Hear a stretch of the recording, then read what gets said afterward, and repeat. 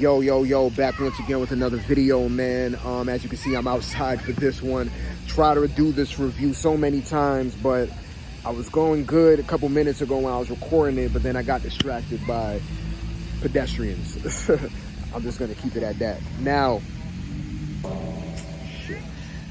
sorry about that. Now, this movie review is gonna be for Shang-Chi, The Legend of the Ten Rings, the newest Marvel movie that just came out this weekend. I actually saw it yesterday, and I started recording it yesterday, but I didn't like how it turned out, so I'm doing it over again. So I'm glad I'm doing it this way because I have some more thoughts about the movie, and yeah, I'm gonna get into it right now. So, just my overall thoughts on the movie. I thought the movie was very lackluster. I thought the movie was not really that good at all. The movie overall was very boring at certain parts. I think it dragged on to a certain extent, you know what I mean? I just felt like it was a little bit too long. Certain scenes just dragged out a little bit too much, and there were points in the movie where I'm just like asking myself, is anything interesting gonna happen? And yeah, so it was kind of, I wouldn't want to say it's a letdown because I didn't really have like that high of an expectation of it. I was expecting it to be good at least, but I guess on that end, I guess I could say it was a letdown. But overall, man, it was very lackluster, very boring and uninteresting. The Marvel Cinematic movie so far this year has not delivered for me, has not hit the mark. Black Widow, same thing, very boring, very uninteresting, and it was pointless to even have a Black Widow movie at this point, knowing what happened to her. You know what I mean? So, we have Shang-Chi, yet another Marvel film that just didn't deliver, man. Just didn't deliver for me. And yeah, so I just want to get into this right quick before I get into the details of the movie.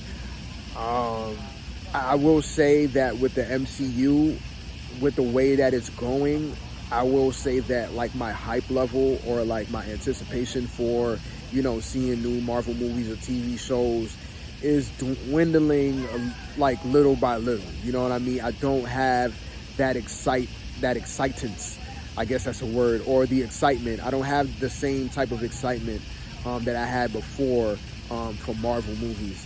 And I think that's largely due to where I see them going and what their main focus is, and like just me kind of like really sitting back and like really looking at it and be like, yeah, I could see that.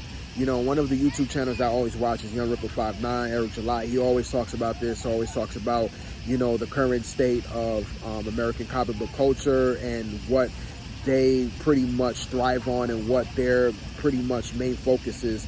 And a lot of the things that he says, in his videos and his live streams is very true. And, now I'm seeing that, like, I'm seeing that so clear now. I saw it before, but I didn't really I wouldn't say I wouldn't pay attention to it. I still at the time, they were always pushing certain agendas in the Marvel movies, but I still enjoyed the movie for what it was because I thought the movie was super entertaining. The story was dope. You know what I mean? So I loved every single aspect of it still. But I still could see what they were pushing. But now I just feel like they're doing it a little bit more blatant now. And I think that's what's causing my hype levels to die down a bit, especially when it comes to the MCU. And I think another reason for that too is, with the first three phases of the Marvel Cinematic Universe, we know we had the events of Infinity War and Endgame, and Thanos was the big bad villain. So one of the things that I liked with the first three phases of Marvel was, how like each movie tied into the bigger picture. Like it was always like these movies are self-contained, but they were a part of the piece to a bigger puzzle. And once you put together the pieces, you see it finally play out at the end. And that's what I always loved about Marvel movies. They always gave you something extra, always gave you something to look forward to, with the next movie. So like one movie would set up something and then it would introduce something at the very end. And then it's like, oh snap, I can't wait to see the other one. Then the other one builds on that and then they add something more. And I think that's what one of the main things that I like about the Marvel movies is that they kept that hype going. They kept that thing going. And with the way that they're going now, I wouldn't say that they're not doing that. They are, but just the movies, like the movies of itself with Black Widow and now with Shang-Chi, the story of itself is just not interesting, man. It's just, I think, way too self-contained, and like the characters, especially like the villain in Shang-Chi and Black Widow, you know, I don't really want to talk about Black Widow too much because this is about Shang-Chi. Like, the story of itself is just not interesting. You know what I mean?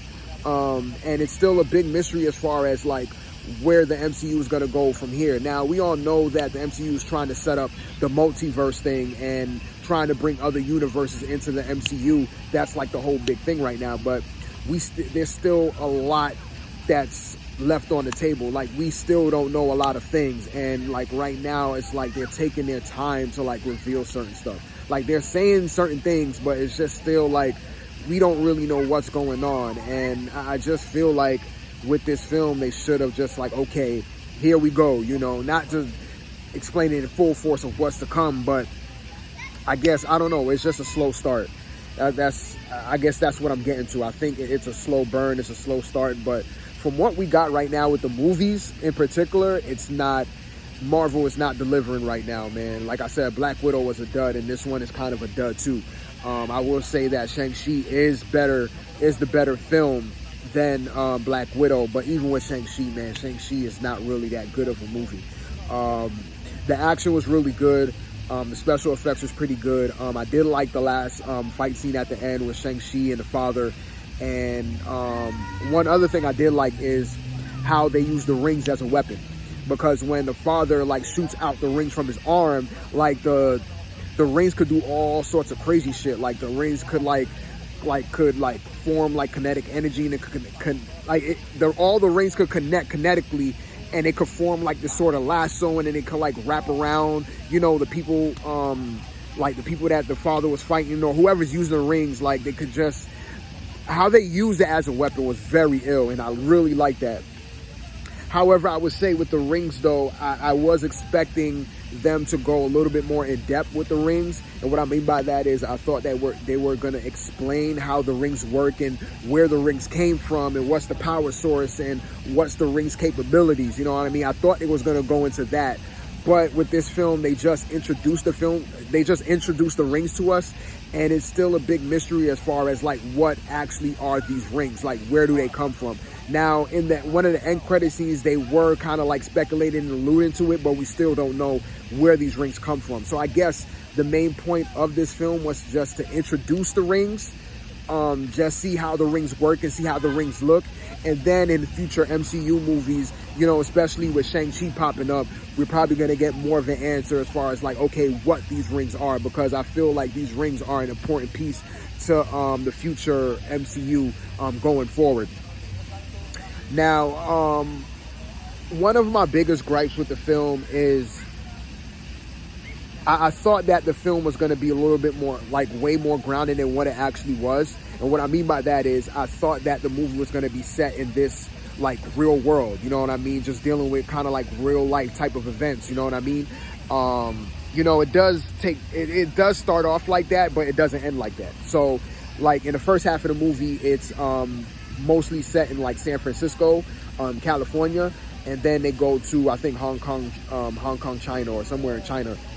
And like the latter half of the movie, I would say like the final act of the movie, it gets pretty wild, it gets pretty crazy. Now, with Disney in particular, I don't know, man. With Disney, I just don't like how they're kind of like catering to, and I don't mean this in the wrong way when I say this, but I think that they're trying too hard to cater to the Asian audience. And with this film, I definitely see it. This film is definitely pandering to the Asian market, definitely pandering to China, and I just don't, because it's like you could see that they're trying so hard to grasp that Chinese audience. And every time that they do that, I just feel like they go a little bit too overboard. And with this, I felt like they went a little bit too overboard. It's like whenever they try to do, whenever they try to make movies like this, where it's like a mostly Asian cast, they always, and I'm talking about Disney, they always have to add in like ancient Chinese lore and ancient Chinese mythos. It always have to be set in like ancient China, and always has to deal with old Chinese dynasties, and they always have to show like old Chinese settings, make sure they show old Chinese temples and old Chinese tradition. It's like, yo, if you want to make a movie with mostly Asians, like, just have it grounded, man. Just have it set in modern day with just Asian characters, man. Why do we have to go into this old ancient lore, old ancient mythos with, you know, dragon, old ancient Asian creatures, like ancient mythological creatures like dragons and all this sort of craziness, man? And Shang-Chi, definitely, they did that with Shang-Chi, and I'm just like, you know, towards the end of the movie, it didn't really feel like an MC movie. It felt like a Chronicles of Narnia movie, man. Like, they went into this whole mystical village, and then we saw all these mystical creatures, and then I think, to me, it just got a little bit too crazy and too mythical towards the end, and I'm just like, I don't know, man. I didn't like that direction at all. I just felt like they should have just kept it grounded and just have Shang-Chi, like, you know, fight off like Chinese mob bosses or something like that. That would have been dope. Like him going to China, fighting off the Chinese mafia, or him going against his father's clan, which is the 10 Rings, and have it like, they should have did it like how the character was inspired from. And I know I kind of worded that weird. But what I mean is, the original Shang-Chi character, he's inspired from old Kung Fu flicks. Right? He's inspired from old Kung Fu flicks from the 70s and whatnot. So if you wanted to do something to where, you know, you was kind of like pandering to the Asian audience and pandering to that Asian crowd, I think they should have went a little bit more like, they should have had it, this movie should have been more so like an old school kind of like Kung Fu flick. You know what I mean? The old school Kung Fu flicks that we see in the 70s. I think that aspect would have been dope. Like, have Shang-Chi face off against the 10 Ring clan, and like just the fight choreography, it will remind you of an old ancient martial arts movie. That's the direction that they should have taken with this, but they went the whole mystical route. They had to go with the ancient Chinese mythology and have these all weird dragons and all that, and it was just a missed opportunity, man. Like I said, they should have kept it grounded. They should have had, like, you know, Shang-Chi fighting in, you know, Chinese dojos or something like that, like going against like Chinese clans, you know what I mean, like the 10 Ring clan, and show like ill like martial arts scenes or ill kung fu scenes, like, you know, the old Bruce Lee movies. Like that's how it should have been, man. But what we got was just this Chronicles of Narnia ripoff to me. It's just, I don't know, it didn't work, man. So I think that was like one of my biggest gripes with the movie. And did the Shang-Chi character of himself, the guy Simu Neu, however you say his name, I just don't buy him as Shang-Chi at all. Now, I'm not a Shang-Chi expert. I don't read the comics. But from the little that I know of Shang-Chi, and when I look at, you know, this guy Simu Liu as Shang-Chi, I just don't see Shang-Chi at all. Like, if you know how the original Shang-Chi looks in the comics, he looks nothing like, you know, Simu Liu. But, you know, Marvel, they have done that with the past with a lot of other Marvel characters that looks nothing like how they look in the comics, and I just felt like it was still kind of passable. But I mean, it's passable in this one too, but I don't know, man. I just don't really feel this guy Simu Liu as Shang-Chi, you know what I mean? I think he was the character that I didn't really like compared to all the others. I felt like the supporting cast was much better than him. So yeah, so I don't know if there is anything else. Oh, I got to get into this too, because this is one of my other gripes with the film. Now, in this film, we find out that the Mandarin is Shang-Chi's father. Now, if you know about Shang-Chi in the original comics, like I said, I'm not a comic reader. I'm not an expert on Shang-Chi at all. But from what I found out about Shang-Chi in the comics, Fu Manchu is Shang-Chi's father. You know what I mean? And it's not the Mandarin. The Mandarin is just one of Iron Man's main villains. But he plays an important part in this Shang-Chi movie. And, like, I guess you could see where they got the inspiration from with the father and son relationship in this film and in the comics. Because in the comics, like, the father and son relationship was kind of similar. As far as, like, the dad being, like, a hard ass, and the dad was training Shang-Chi to be, like, this ill-ass warrior, you know, or this ill-ass assassin. You know what I mean? Especially after the mom died. And in the comics, it was kind of similar. because in the comics, one of the main story arcs was the dad sent Shang Chi out to kill this 90-year-old. I forgot who the 90-year-old was, but he was like one of Shang Chi's father's enemies or whatnot, and he sent Shang Chi out to go kill him. And in this movie, they had a similar premise where the dad sent Shang Chi out to kill somebody. I forgot. And Shang Chi, he actually ran away from his father at a young age. So ever since he ran away, the father's been hunting him down, trying to get him back. So yeah, I would say the father and son relationship in the comics and in the movies are like similar, but they're not really all that the same. But other than that, man, the character of itself, Shang-Chi, from what I know, the very little knowledge, is not like in the comics at all. And I don't even think that the other supporting characters in this film are in the Shang-Chi original comics. I think these are probably all new original characters. I could be wrong, except for the Mandarin. I could be wrong about that, but I'm pretty sure from what I know, none of these characters pop up in the Shang-Chi comics. And that's fine, you know what I mean? I'm not really going to harp on that. I'm not saying that that's a bad thing or a good thing. I'm just saying. So I didn't really like how they did the Mandarin, and it just sucks that we never gotten a proper depiction of the Mandarin from the comics. You know what I mean? I don't know why Marvel decided to take this route with the Mandarin. We saw what they did to the Mandarin in Iron Man 3, which was freaking terrible. And guess what? Yeah, that imposter Mandarin that we saw in Iron Man 3, well, he shows up again in this, and he plays a pretty key character in this film. So yeah, thanks MCU for reminding me about how trash Iron Man 3 was. But that aside, yeah, the fake Mandarin does show up in this, and he plays, you know, he does play a role in this film as well. And I don't even know why they brought Ben Kingsley back to play the fake Mandarin, man, because what they did to the Mandarin in Iron Man 3 was freaking criminal. And in this, they just reminded me of how bad freaking the Mandarin was in that movie, man. Oh, my God. One of the other things, too, speaking of going back to the rings, one of the other things that I didn't like about this movie was the rings of themselves. Because you see, in the comics, one of the Mandarin's main power source is the rings. But in the comics, they're actually rings that, they're like rings that go around your finger. So there are 10 rings that goes around each finger. But in this movie, they're more so like bracelets. They're big-ass bracelets that goes around your forearm. So the whole ring aspect is nothing like how it is in the comics.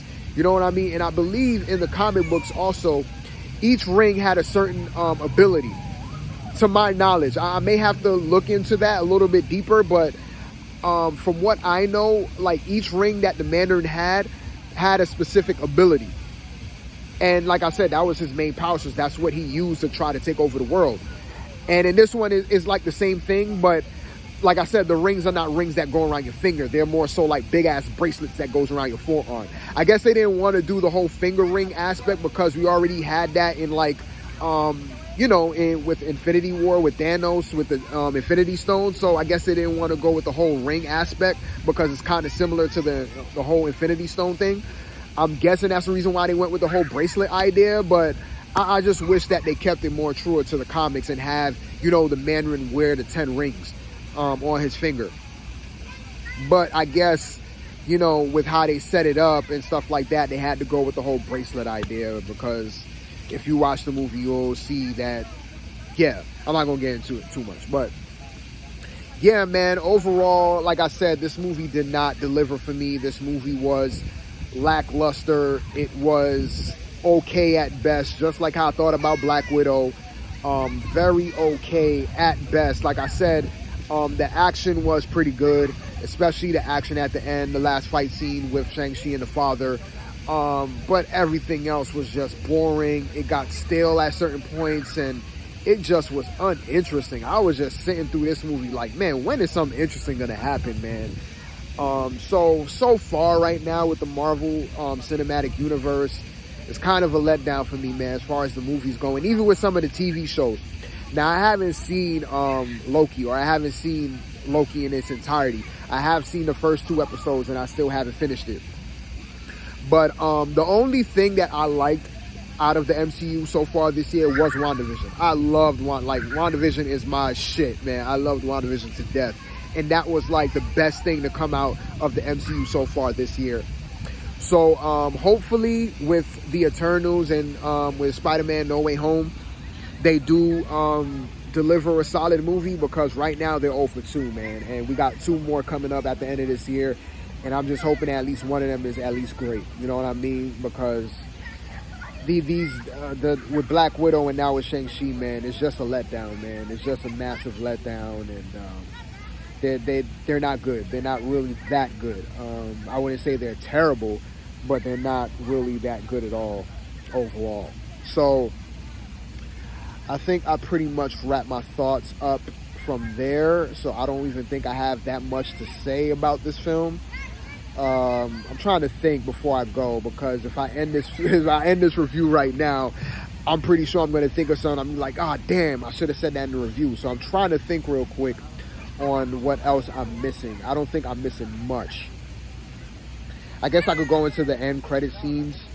Now they did go a little bit into the rings, as far as like they were trying to figure out where the rings come from, because also too, Wong from Doctor Strange, he does play kind of like a key character in this film. He doesn't show up much, but he does make some appearances.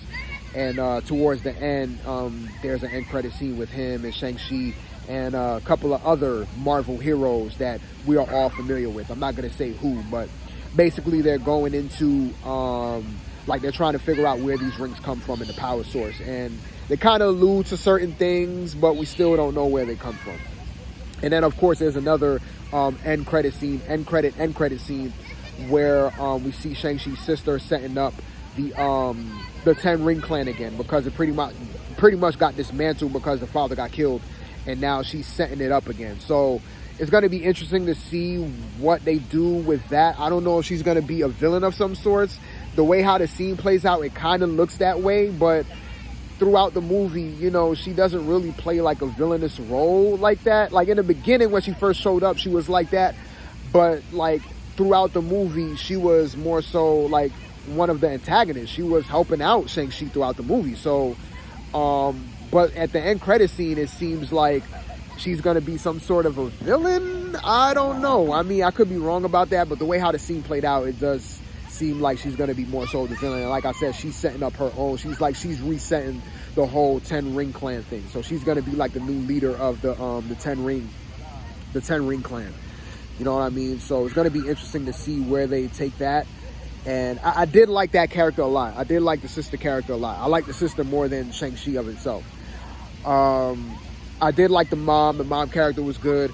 Shang-Chi's friend, played by Awkwafina. Now, I believe she also played in Crazy Rich Asians. Because when I was watching the movie, I was like, she looks familiar, man, but I couldn't really pinpoint.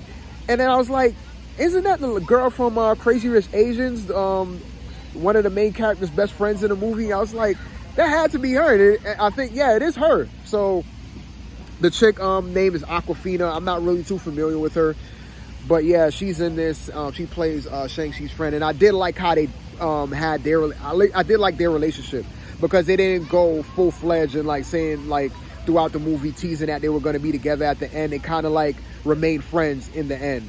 You know, they didn't play that whole trope of like, okay, we're going to start out as friends in the beginning and then we're going to be together at the end. Nah, they didn't do that. So I did kind of like that aspect that, you know, that they're still friends, you know what I mean, even in the end. So I think that's pretty much it for my thoughts on Shang-Chi, man. I think I got everything out. So till my next one, man. Out.